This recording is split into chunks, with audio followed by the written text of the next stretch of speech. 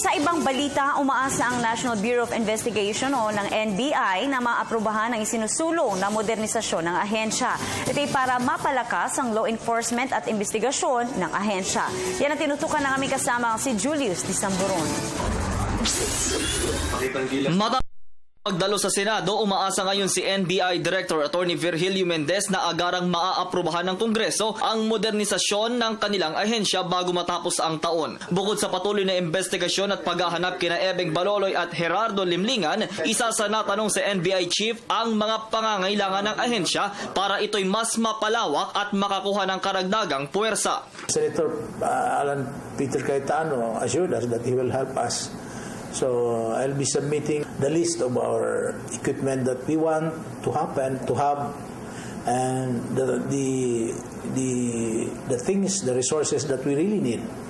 The public has so much expectation from us, but I also told them that despite our resources, lack of resources, especially on equipment,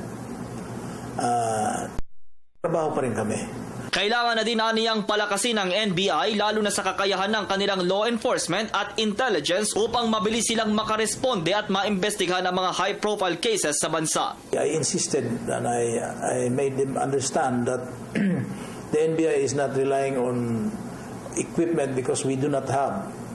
What we are doing now is we still rely on human intelligence.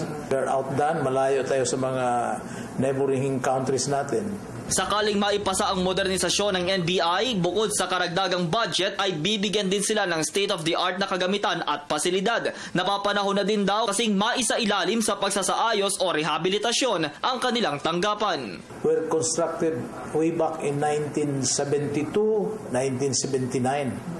Until the present, hindi pa na nakatikim ng repair or maintenance.